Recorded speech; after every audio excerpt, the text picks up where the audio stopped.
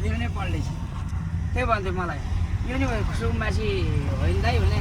सुकुम्बासी होइन यो लालपुर चाहिँ बराबर घर हो यो भत्काउनु त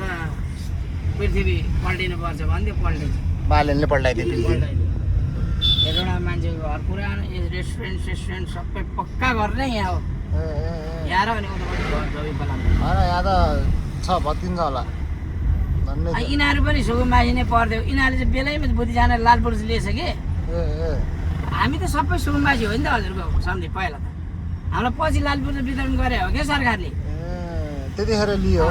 जस्तै मेरो घर अहिले बन्सपतिमा नि छ होइन हजुर अब बन्सपतिमा लालपुर चाहिँ आइसक्यो त्यो सुकुम्बासी भयो त भएन सरकारले दिएको त हो नि त्यो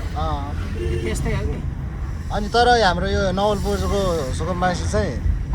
थाहा भएन यिनीहरूलाई चाहिँ उठाउँछ भनेर भन्ने उठाउँछ त्यो उठायो भने चाहिँ जो सफा हुन्छ 40-50 जना मान्छे मर्छ यसो सरकारै ढल्छ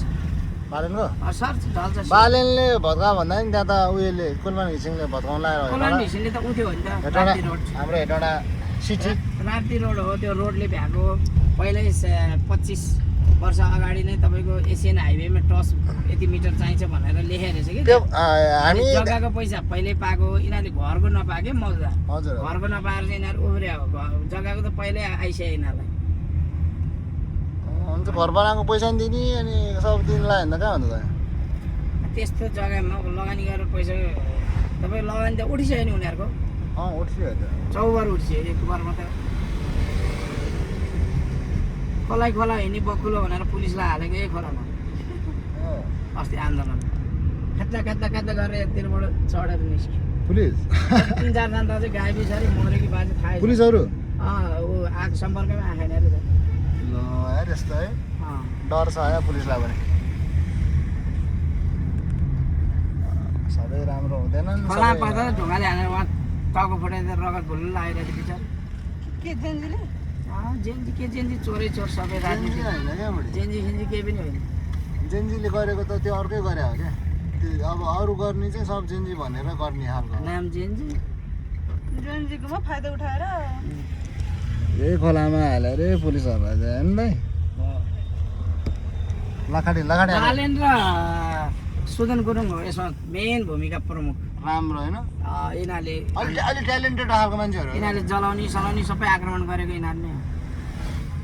अलि ट्यालेन्टेडहरू मान्छेहरू नि तिनीहरू रविको मुद्दा फिर्ता आयो अब रवि प्रधानमन्त्री हुन बेर्छन् यिनीहरू बिच रविलाई त त्यो उयो पार्लियामेन्टमा त बोल्नै नदिएको त कसैले पनि पहिला है खेदै गरे बिचार लाजै लाग्छ सगारी ठग भनेर बोल्नमा त लागेको थियो कसैले नसुनिदिने हल्ला सबै छेक्या के त जान त्यो जानै नदिएको सदन जानै नदिएको त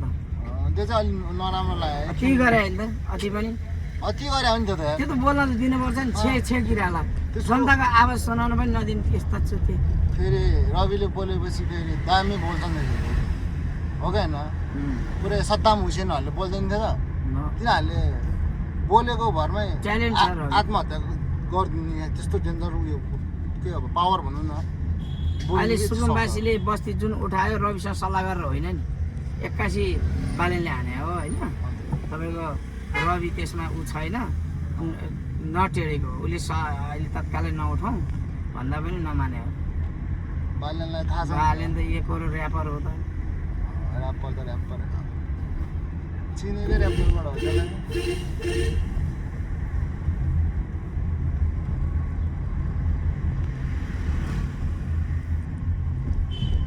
हुन्छ राम्रो होस् राजा आयो भन्छ कोही प्रधानमन्त्री पनि बन्नु पर्दैन कोही अध्यक्ष पनि बन्नु राजाले आयो नि त्यो नाति चाहिँ ल्याउनु पर्यो कि मेरो विचारमा चाहिँ महेन्द्रको राजाको शैली छ कि त्यसको